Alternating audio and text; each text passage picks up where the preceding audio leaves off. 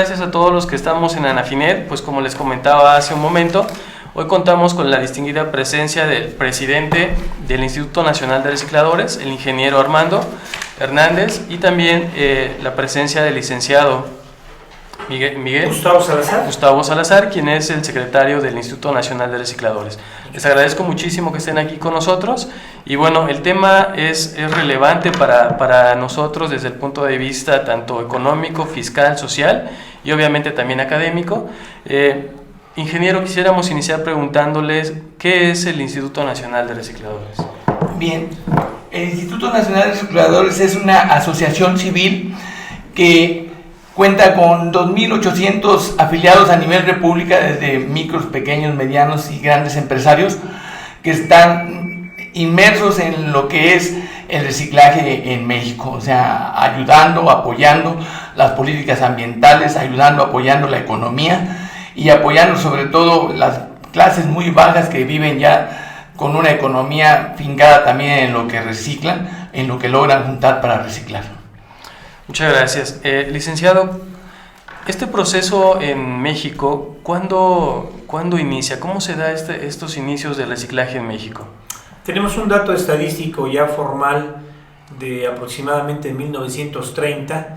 El reciclaje empieza a tener ya formalidad aquí en México, es decir, ya empieza a haber cadenas productivas, se empiezan a hacer uniones de personas que hacen esta actividad, y la intención del reciclaje es justamente el integrar, más bien el tomar de los residuos que se consideraban basura, oportunidad de poder tener un ingreso en esta actividad. Y entonces empieza la gente, en aquel entonces los pepenadores, a tomar esos materiales que tienen una cabida en el mercado y los empiezan a reintegrar a la materia, al reciclaje como materia prima. Entonces aproximadamente en 1930 ya se tienen estos datos de que empieza a surgir el reciclaje ya como una actividad económica. Perfecto, muchas gracias. Más o menos, ingeniero, ¿qué tipo de productos podemos reciclar, en este caso, en el país específicamente? Ok, nada más redondeando lo que dijo el secretario, la actividad del instituto empieza en 1994 como tal, se forma. Las actividades que tiene el instituto son, o sea, están ligadas a todo lo que es el reciclaje completamente. Estamos hablando desde la basura que normalmente teníamos en casa, que poco a poco con la cultura que vamos ya desarrollando en escuelas, en difusión, ahora podemos separarla y la tenemos ya lista en lo que son las cadenas productivas de productos postconsumo o susceptibles a reciclaje.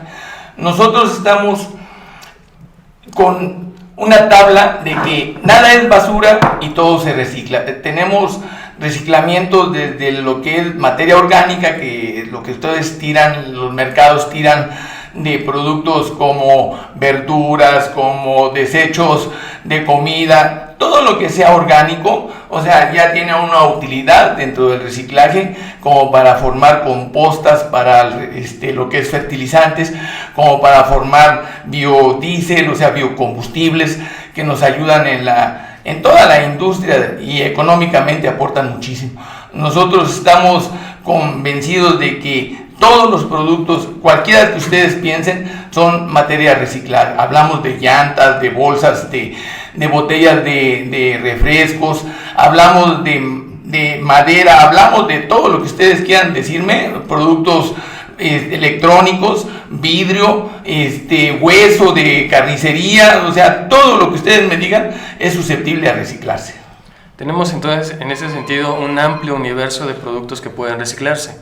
Ahora, ingeniero, en países como en España, con el plástico se están haciendo combustibles que permitan utilizarse como sustituto de la gasolina.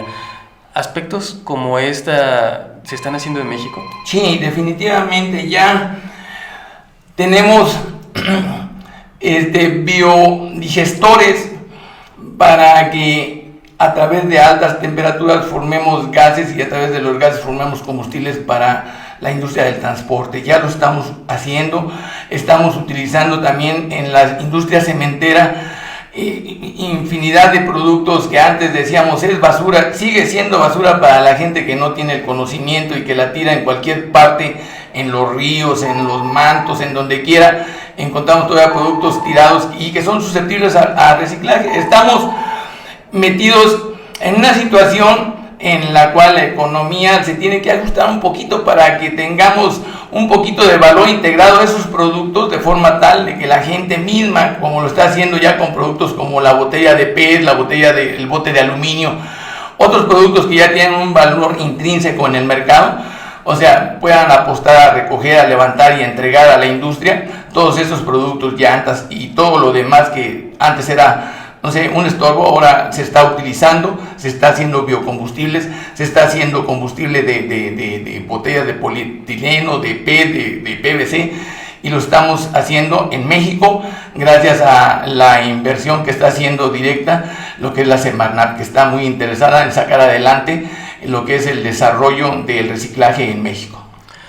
Con este comentario, licenciado, ¿significa que el gobierno sí está involucrado realmente con el Instituto Nacional o más bien con toda la industria de reciclaje en México y está aportando dinero y está aportando conocimientos para que esta industria pueda crecer? Bueno, esa es una pregunta muy interesante, Miguel. Nosotros pensamos que hay mucho por hacer por parte de las autoridades. Hay una situación interesante. México es actualmente vanguardista en cuanto a lo que se refiere a políticas de medio ambiente a nivel mundial, pero las políticas internas no están todavía alineadas en cuanto al apoyo de esta actividad, de este sector. Sí hay interés de las autoridades, de hecho se han estado haciendo muy buenas mesas de acuerdos para que se alineen justamente las políticas a que puedan ser apoyadas esta actividad. Pero todavía falta mucho por conseguir, Miguel. Es aún, aquí en México no se recibe todavía como debería de hacerse el apoyo por parte de las autoridades y también las políticas públicas. Muchas gracias. México es parte de la OCDE. Hay países que reciclan también y que tienen bastante apoyo por parte de los estados en materia legal, en materia fiscal. ¿Cómo estamos en nuestro país con respecto a los demás países integrantes de esta organización? Nosotros nos encontramos a la par de cualquier país que está dentro de la OCDE. México, en sus políticas ambientalistas, en sus políticas de medio ambiente, estamos convencidos de que tenemos en el reciclaje, o sea, un punto muy fuerte, por decir así, una carta muy fuerte que nos impulsa para que se disminuya todo lo que es el calentamiento global. Estamos muy comprometidos a que nuestro gobierno y nuestra interrelación estamos haciendo sustentable todo esto. México, en relación a lo que es la Organización Mundial de Comercio, la OCDE, la Organización para la Cooperación y Desarrollo Económico. Okay. Estamos inmersos, te decía hace ratito, Miguel, estamos inmersos en que nuestro Producto Interno Bruto que apoyamos en el reciclaje o con el reciclaje, o sea, se siga elevando. México tiene a la par, yo creo que con los integrantes de esta organización, o sea, no sé, somos literalmente así diciéndolo, estamos en muy buena competitividad, tenemos muy buenas estadísticas para decirte que apoyamos económicamente al país a través del reciclaje. Fíjate, Miguel, reforzando la pregunta y la respuesta que dice Armando, como miembros de la OCDE, México está considerado como punta de lanza, ha hecho muy buenos tratados, ha hecho también muy buenos acuerdos a nivel internacional, pero cuando ya hacemos una introspectiva en un compare y un contraste con los miembros de la OCDE, nos damos cuenta que en otros países, por ejemplo en Europa, se cuenta con esta industria que es parte fundamental del desarrollo económico y por lo tanto reciben apoyos e incentivos, y las políticas fiscales y económicas están alineadas para que este sector crezca. En México aún todavía no tenemos eso, es una de las partes que estamos haciendo de negociación con las autoridades, alzando la voz para que se vea que somos un aporte muy importante en la economía y sobre todo un sustento muy interesante para las personas que ven esta actividad como su primer sustento. Te voy a dar un ejemplo. En el país de España, como bien lo mencionaste, en España se recibe un apoyo fiscal y hay también incentivos por parte de apoyos fiscales para que los industriales puedan tener adquirir sus maquinarias o tecnología con unas tasas muy bajas, ¿no? en apoyos. Casi a tasa cero, ¿no? Y no solo eso, sino reciben también bonos verdes. Mediante un estudio que se hace, ellos pueden hacer, cada empresa, el impacto ambiental que están aportando, y reciben aparte bonos verdes. Okay. Y aquí en México, pues es lo que estamos haciendo, que nos sentemos los actores, estamos cabildeando ya con Semarnat, con la Secretaría de Economía, con la Secretaría de Hacienda, para que vean que el conjunto de los pensamientos de las personas que somos los actores principales, yo creo que podemos hacer grandes cosas, y entonces en ese momento estamos nosotros muy positivos y propositivos en que las voluntades se están alineando, pero hay que pasarlas a papel para que puedan ser realidades. Perfecto. Hablando un poco de números, 2.800 integrantes mencionaba usted, ingeniero, al inicio de esta plática, que son parte del INARE. ¿Cuántos empleos está generando este instituto? ¿Cuántos empleos genera como tal la industria del reciclaje en México? Mira, nosotros estamos seguros de que el sector del reciclaje en México, decíamos, hace sustentable la labor de reciclamiento a través de las fuentes de trabajo, lo que es la economía que genera y lo que es el capital de inversión y lo que es lo que te reditúa ya en la comercialización de los productos.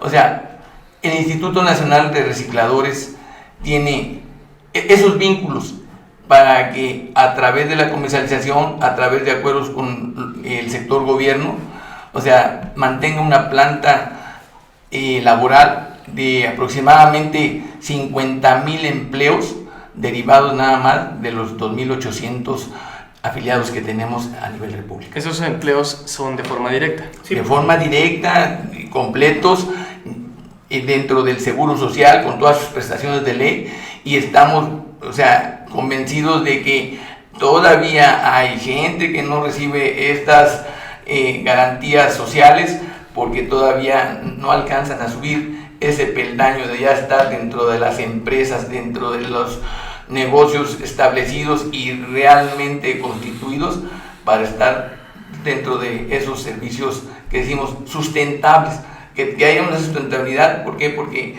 el mismo sector de reciclaje genera sus costos, genera sus pagos sin problema alguno, y somos competitivos para poderlas desarrollar. De acuerdo. Licenciado, hablando también de igual manera en números, ¿cuánto representa todo este sector económico, hablando del Producto Interno Bruto?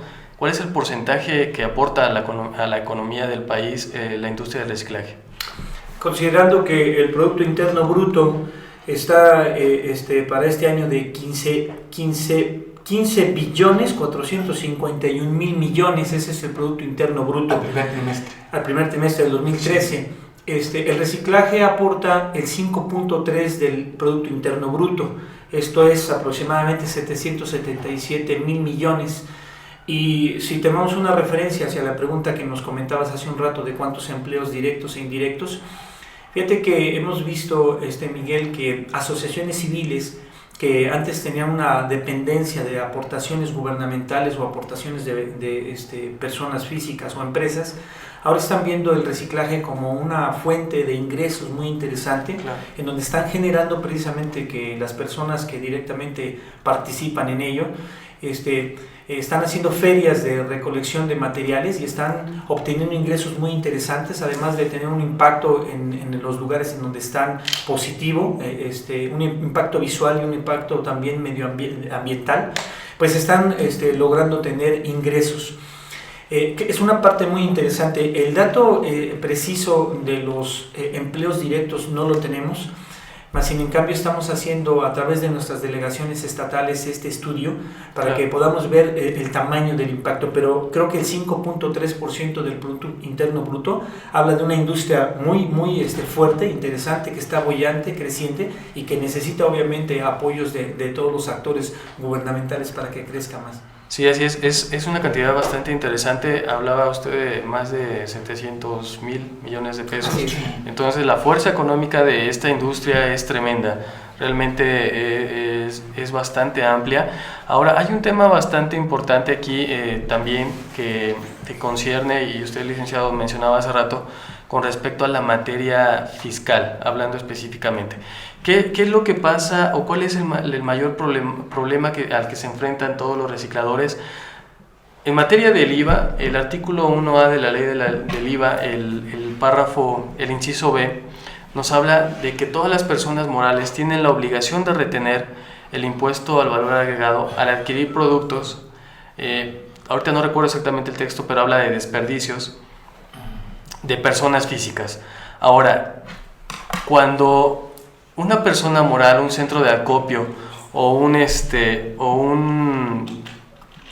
a lo mejor una industria de reciclaje adquiere este tipo de productos de estas personas, ¿cómo se comprueba pues la adquisición de ese bien? ¿Cómo poder enterar ese impuesto? Realmente creo que aquí es un tema bastante interesante. Nos gustaría que nos compartieran al respecto y bueno, de alguna manera poder tener apoyo aquí de la Asociación Nacional de Fiscalistas. Ok, mira, Miguel, la estructura referente a lo fiscal, el instituto en el año de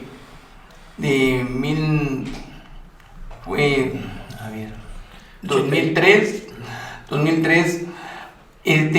gestionó ante la Secretaría de Hacienda una facilidad para poder autofacturarnos lo que en los centros de acopio se hace en la compra de primera mano. ¿Qué quiere decir con esto? Que normalmente la gente que va a vender un producto de postconsumo, algo que ya se usó y que terminó con una cadena de pagos de IVA, que ya, o sea, en su situación de desecho es anteriormente basura, ahora llega a un centro de acopio de nuestros afiliados, a un centro de acopio donde se los compran, y la gente que lo vende, 1, 2, 3 kilos de PET, 5 kilos de cartón, 10 de periódico, 20 de bote de aluminio, todo lo que ellos venden en un centro de acopio pues carece de una factura de origen, ¿no? Ese es el vacío que teníamos, y con la autofactura había quedado solucionado, porque entonces los centros de acopio se autofacturaban hasta el 80% de las compras directas. En el 2008, cuando entró la ley del YETU, quedamos con un vacío porque nos quitaron literalmente lo que es la autofactura y quedamos al garetes, a la deriva. No teníamos nada de comprobación y no tenemos nada para comprobar la compra de primera mano. Quedamos en una situación de desamparo fiscal, no podemos tributar adecuadamente. Las autoridades lo saben porque hemos estado con ellos trabajando, buscando una solución a lo que es este problema fiscal que tenemos en todos los lugares donde se compra un producto para reciclar. Nunca te van a dar una factura de origen, ¿no? Porque ¿quién te vende algo en un centro de acopio con factura? Claro. Estamos ahorita en una situación de llegar ya a un acuerdo para que podamos tener una solución a esto. A partir de este nuevo periodo de gobierno, a través de esta nueva administración que encabeza el licenciado Luis Videgaray Caso, hemos tenido muchísimo acercamiento, hemos estado muy de la mano con ellos para estar solucionando estamos con ese vacío fiscal, porque no podemos hacer deducible. Como bien dijiste tú al principio, o sea, si para que alguien venda algo, va y lo vende y lo pagan en efectivo, y no hay manera de hacer deducible al siguiente eslabón, que es el que ya vende con factura, y al vender con factura, o sea, pues no tiene cómo deducir sus compras. Esto hace que ese vacío nos tenga pues con un problema muy grande. Ya a la hora de hacer declaraciones, Hacienda te quisiera fincar como utilidad todo lo que vendiste, porque no hay con qué comprobar lo que compraste. Así es. Pero ese vacío está por solucionarse. No hemos dejado de trabajar con ellos desde que en 2008 nos quitaron la autofactura. Estamos empecimados, hemos recorrido todos los departamentos de Hacienda, desde lo que es políticas fiscales. No, estuvimos primero con los de normatividad, luego al jurídico, o sea, recorrimos todo, estuvimos con subdirectores y estuvimos con directores, y ahora en este sexenio que comienza, en esta administración nueva de la mano del licenciado Luis Videgaray, yo creo que vamos muy bien, estamos por resolver. Yo creo que a más tardar este vacío fiscal en este mismo año estará ya contemplado, para que en una miscelánea empezando el año ya tengamos la solución. Pueda tener la solución. Licenciado, ¿cómo era el proceso de la autofactura antes de que entrara en vigor el IETU en el año 2008? Sí, fíjate que el sector es algo que es sui generis. Al principio estaba considerada esta actividad como sector primario. El sector primario, como sabemos, es la minería, la ganadería, la agricultura, ¿no? Es decir, porque para que cuando se produce un bien o un servicio, más bien en este caso son bienes, pues no se tiene un documento de origen, ¿no? Y entonces habían catalogado el reciclaje como sector primario.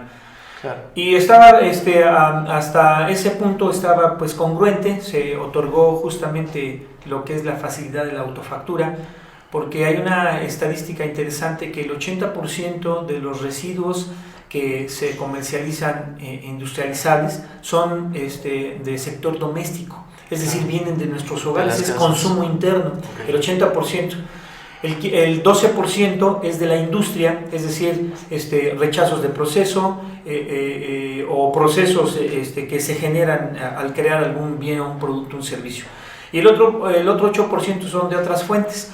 Entonces, cuando las personas vamos a un centro de acopio a vender nuestros materiales, pues obviamente que pues ya después consumo, ya no traemos factura y pues no hay ni forma, ¿no? Porque aparte es un desecho, bueno, nosotros lo consideramos como ya desecho, como basura, como así tal, es. Entonces no tendría desde un sentido o desde un punto de vista pues muy de sentido común, pues que expedir una factura por el ingreso que estoy obteniendo. Además, es decir, bien dijo Armandito, es postconsumo, ¿no? Es decir, estos materiales ya pagaron sus impuestos, ¿no? Cuando toda la quiere, cadena. así es.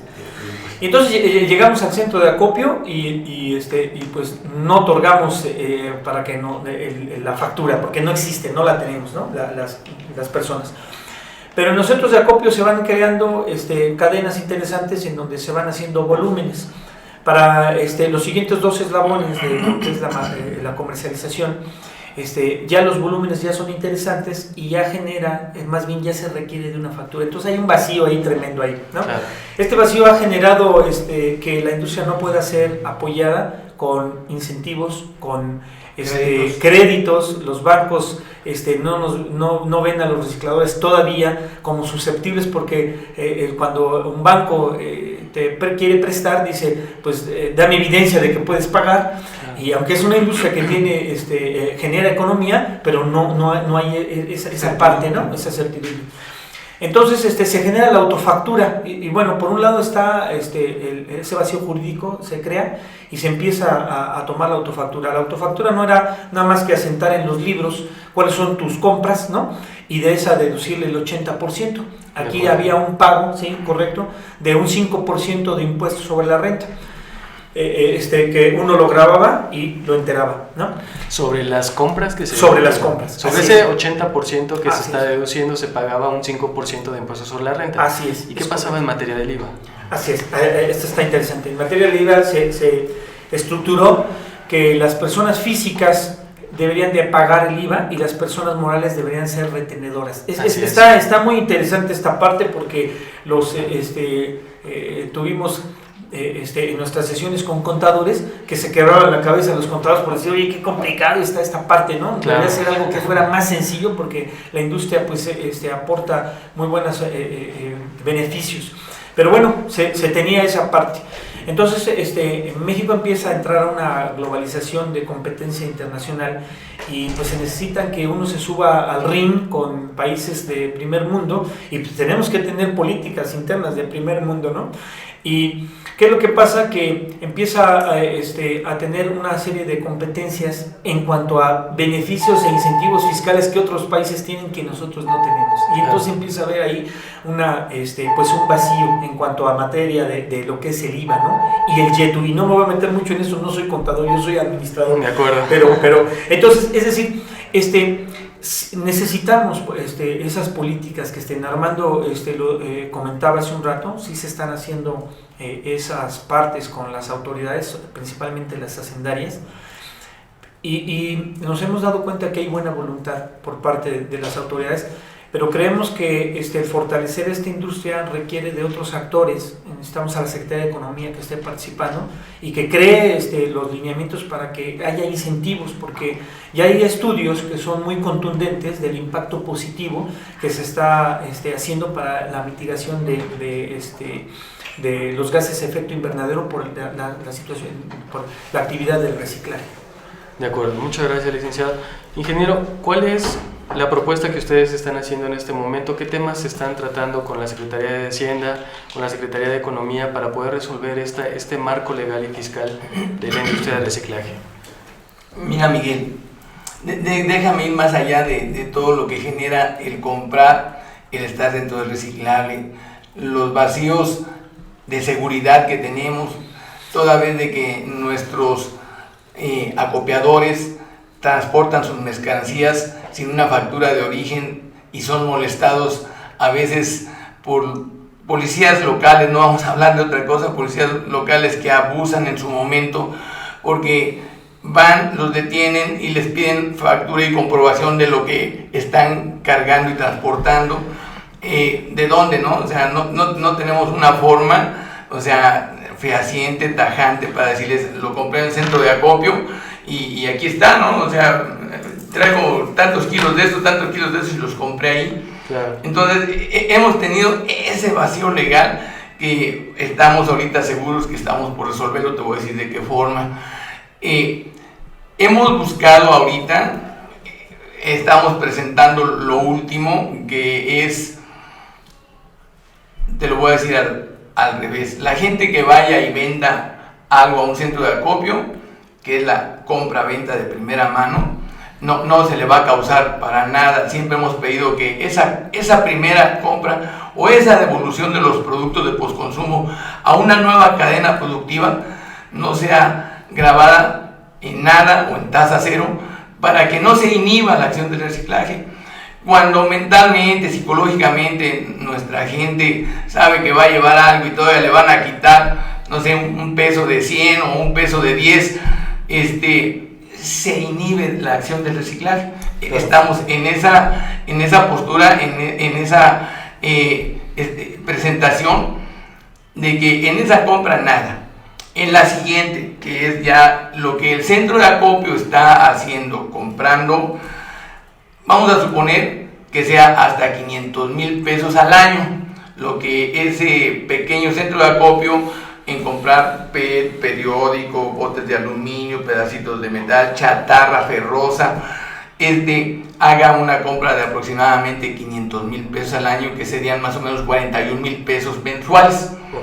Okay, ese primer eslabón de la compra, que se genere, que se desarrolle sin contabilidad, sin declaración de impuestos, y que vaya, ¿de qué forma grabado? Ok, ¿de qué forma grabado? Estamos pidiendo que entonces el siguiente eslabón, que sería ya las personas que compran a esos pequeños centros de acopio, que estuvieran ya en el régimen general de ley, que ya ellos al momento de comprarles les estén generando un pago comprobable con lo que hagan a través de chequera a esas personas, para que estas personas de su chequera saquen lo que es el efectivo para el pago directo al público. O sea, este pago directo normal es en efectivo normal, porque lo que van a vender estamos hablando de kilos. Bien, entonces la deducibilidad de esta persona, o sea, no hay forma. Estamos abogando y están viendo las autoridades con muy buenos ojos el hecho de que al momento de que se les pague a ellos a través de una chequera o una tarjeta de débito, ellos mismos, estamos pidiendo que el mismo banco le retenga. Nosotros pedimos el 1%, estamos en el jaloneo con las autoridades de que del 1 al 3, porque ellos dicen, oye, el IDE, que es el impuesto de depósito sobre efectivo, me genera un 3%, claro. Un 3% que es el 1% de IVA, 1% de ISR y 1% de IETO, claro. Y tú me pides el 1%, sí, pero espérame tantito, la actividad es una actividad con mucho riesgo, muchísimo riesgo, y los riesgos que tiene implícitos el reciclado es, uno, nuestros acopiadores pequeñitos que van sin una factura, seguidos los asaltan, seguidos son extorsionados, perdón por decirlo, es la verdad, por autoridades, yo creo, sin escrúpulos, que los golpean muy fuerte en ese sentido, en lo económico. Estamos también inmersos en una situación de mercadeo, porque casi todo, o sea, se juega en la bolsa. Tenemos de repente bajas importantes por ejemplo, en lo que es metales de cobre, bronce, aluminio, donde ya llegas al lugar donde vas a entregar tu producto y ya vale menos, porque ya bajó. El PET está susceptible a lo que es el precio internacional del petróleo, okay, del dólar. Entonces, al momento en que de repente, ¿sabes qué? Lo tenemos a 6.20, llegas y ya está a 5.20, lo estás comprando a 4, en lo que es tu costo operativo, en lo que es tu transportación que va dentro del costo operativo, en lo que es el pago que hiciste, la compactación que le dices, y lo llevas, ya llegas y le perdiste. Claro, entonces tenemos un factor de riesgo muy fuerte en todo esto. Nosotros decimos el 1%, nosotros sabemos que el 3% generó, híjole, aplausos, fue primero el 2%, y todo lo que es el mercadeo de los, así que de Tepito, la Morelos, lo que es la Merced, o sea, con ese 2%, con ese impuesto directo a lo que es al efectivo, o sea, solucionaron muchas cosas, ¿no? Claro. Estamos ahorita también con algo muy importante que se viene encima, que es la ley sobre lavado de dinero. Así es, ese es un punto. Entonces, exacto, lo que queremos es de que nosotros tengamos tangible el poder manejar el efectivo sin ningún problema, y esa tangibilidad nos la va a dar exactamente el que ellos tengan una comprobación de banco de que están recibiendo su dinero de banco efectivo para hacer sus compras en efectivo, y no tengamos problemas de que, ¿de dónde manejas efectivo? No, espérame, ¿de dónde te viene el efectivo? Bueno, pues me viene de mi pago al banco, y aquí está el comprobante de mi banco, y de aquí estoy haciendo mis retiros. El banco me está amuchando mis impuestos, me está quitando mis impuestos. Digamos, buscamos el 1%. Va a ser difícil, pero buscamos el 1%. Pero ya, digamos, a partir de cualquier depósito que caiga a esa chequera, el banco, pedimos que el mismo banco, la gente en México todavía no tenemos esa educación fiscal, todavía no tenemos esa cultura fiscal como para de verdad hacer nuestros pagos directos a la tesorería, a Hacienda, para que haya esa captación tan necesaria para el país, para desarrollar nuestro país, para desarrollar todas las políticas que necesitamos en materia de seguridad, de educación, de todo. Entonces, que el mismo banco sea el retenedor de ese impuesto, y con esto vamos a tener, no sé, un éxito no sé, incalculable para Hacienda mismo y para nosotros. Necesitamos tener, no sé, una garantía, necesitamos tener un marco jurídico legal que nos permita desarrollar esta actividad. Teniendo esto, los mismos bancos, como ven lo que genera el sector, vamos a ser susceptibles de créditos directos, las SOFOLES, los mismos bancos a ofrecernos créditos, estoy seguro. Entonces, todo esto es nada más por ese pequeño vacío que estamos a punto de solucionar en lo fiscal. Perfecto. Estamos hablando de una industria de muchos millones, pero también de mucho dinero en efectivo. Y como usted bien lo comentaba, el tema ahorita es la entrada en vigor desde el 18 de julio de la ley antilavado de dinero. Entonces, ahí también pudiese ser la parte de la industria de reciclaje una actividad vulnerable, como lo menciona la ley. Bueno, la pregunta es interesante, Miguel. Recapitulando un poco lo que decía Armandito, las autoridades están viendo con muy buenos ojos que el estado de cuenta bancario sea un documento fiscalizable. De hecho, ya lo es. Así es. Entonces, por el Código Fiscal de la Federación. Así es, ya lo es. Entonces, el considerar que un centro de acopio maneje una cuenta para sus actividades es algo que lo están viendo con muy buenos ojos, porque incentivaría que nuestros asociados pequeñitos tuvieran esa facilidad, porque la mayoría de las personas que nos dedicamos al reciclaje en la primera cadena somos personas que no contamos con conocimientos para hacer una declaración, y más con la complicada estructura que hay para hacer las declaraciones. Así es. Por eso es que estamos solicitando que sea el documento suficiente para que se tribute, y les hicimos un tour cultural, ¿verdad? Como nosotros comentamos, para que vieran de viva voz. No es lo mismo legislar en el escritorio que ir directamente a los lugares, porque como te podrás dar cuenta, Armandito y tu servidor somos empresarios y somos justamente recicladores desde abajo, entonces conocemos todo el proceso, todo el proceso así es. Productivo. Entonces esa parte de sensibilización y comprensión con las autoridades ha sido interesante. Ese sería el primer eslabón. El segundo eslabón, estamos solicitando que, bajo el mismo esquema de que el estado de cuenta bancario sea fiscalizable, pues con las mismas cuentas se hagan pagos a nuestros proveedores, en el caso, por medio de cheque o por medio de transferencia. Ahí quedaría grabado. Ahí se pueden muy bien ya hacer una estructura un poco mejor para lo que es YETU, IVA y ISR, ¿no? Y otras obligaciones que se tienen. Y entonces se regularía la cadena. Ahora, interesante lo de el tema de la ley antilavado de dinero. Nosotros entendemos cuál es la postura de la Secretaría de Hacienda. A veces las políticas están creadas solamente para ser recaudatorias, pero hoy en día no pueden ser así, Miguel. Las leyes tienen que verse primero en fortalecer la industria interna, y entonces sí, después tienes que aportar al país. No creo que pueda ser antes de esta manera. No puede ser.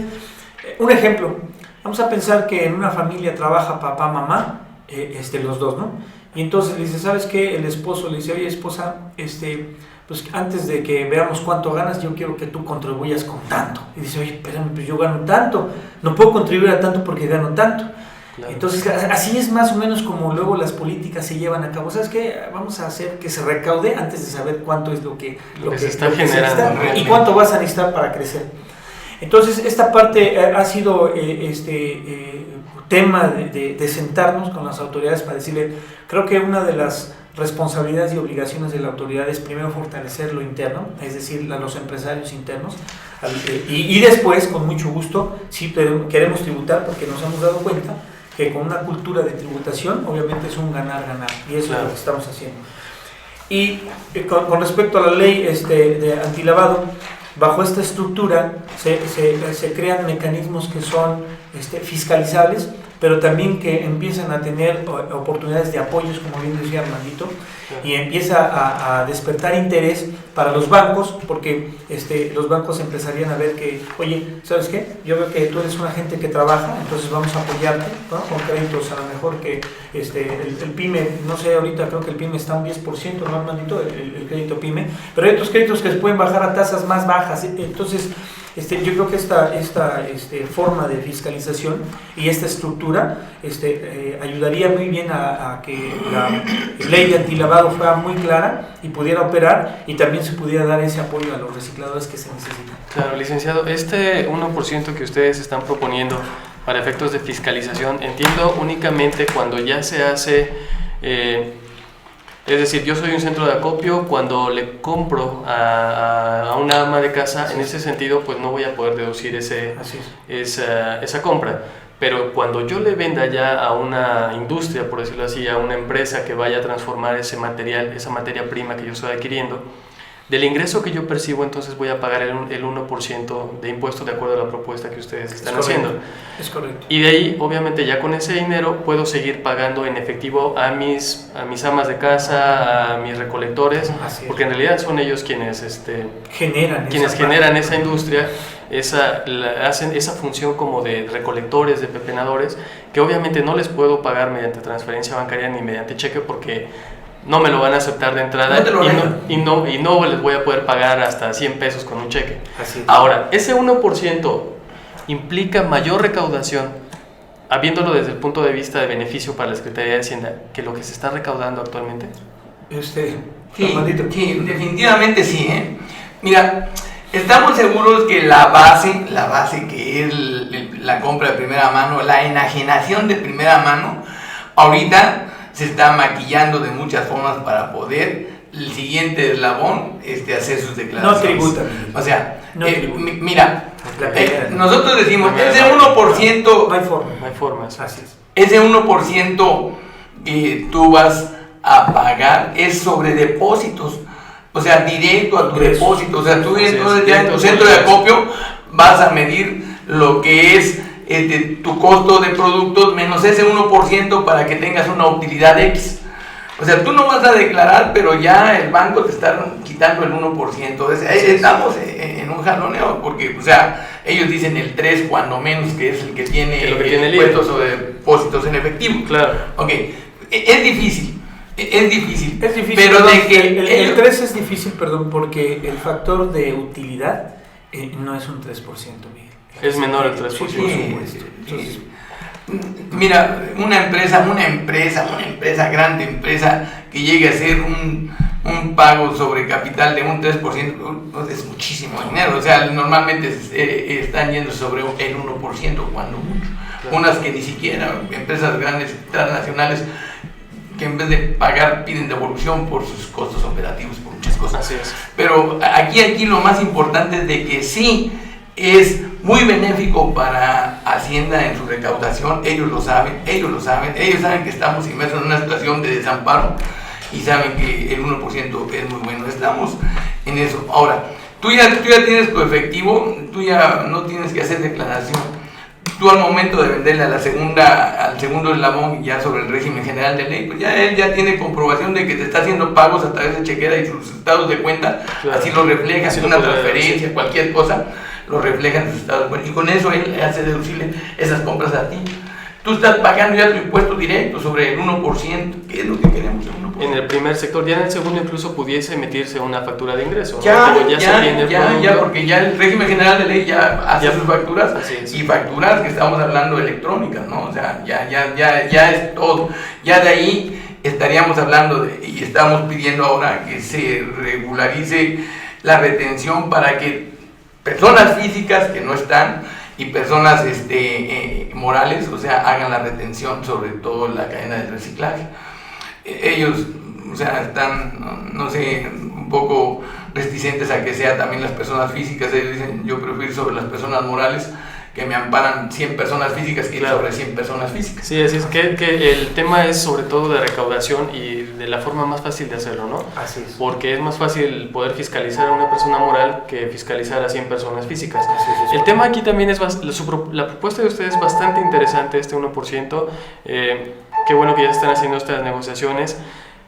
Hay un detalle en la propuesta que va a hacer el Ejecutivo Nacional, el Ejecutivo Federal ahora en septiembre con respecto a la reforma fiscal, porque incluso se está buscando que se generalice la tasa del IVA al 16% en todos los productos, prácticamente bueno, casi el 100 más algunos productos que se van a dejar a tasa cero como está ahorita, que es básicamente los de la canasta básica. Y también se está buscando eliminar lo que son los regímenes especiales, regímenes preferentes. En este sentido, hablando del tema de reciclaje en la primera cadena, dentro de los pequeños vendedores como son los pepenadores o las amas de casa, con respecto al centro de acopio, estaríamos hablando ahí de un régimen preferente, especial, Sí. que va en contrasentido a lo que se podría estar planteando en el Ejecutivo Federal con la siguiente reforma. Es una pregunta interesante. En las negociaciones que se han tenido con funcionarios de la Secretaría de Hacienda y del SAT,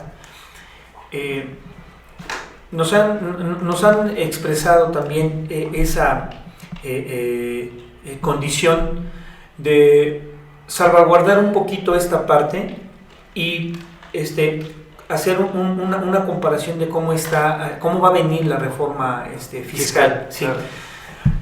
Y dependiendo de cómo sea la propuesta de la reforma, porque hay entiendo, hay ahorita un poco de hermetismo, ni siquiera las cámaras lo tienen todavía, ni siquiera tampoco se tiene con claridad cómo viene, y yo lo entiendo porque están tratando de ver cuáles son los mejores beneficios que se pueden crear para todo el país, lo entiendo absolutamente. Y en base a cómo venga la reforma, es como vamos a poder alinear las propuestas. No queremos un régimen especial para nosotros si es que nadie lo tiene. Claro. Sí queremos si es que alguien lo da, ¿no? Pues obviamente. Sí, existen ya dentro de la ley esos regímenes especiales, Así es, entonces... Pero queremos que sea un ganar-ganar, porque estamos muy interesados en el país y un profundo interés por el país, y también esa sensibilización de parte de nuestros agremiados de que tenemos que tributar. Es muy importante hacerlo porque hay beneficio para todos, sobre todo el país es lo que necesita ahorita, ese cambio de mentalidad necesitamos. Pero también entendemos que las políticas se tienen que adecuar a las necesidades concretas de las situaciones actuales que se tienen. Claro. Entonces, no creemos que bajo esta propuesta sea un régimen especial o tenga una facilidad especial el sector. No creemos, pero sí queremos que vaya alineado a las políticas que se van a tocar en cuanto a la reforma fiscal. Así es. Bueno, lamentablemente, licenciado ingeniero, se nos está terminando el tiempo.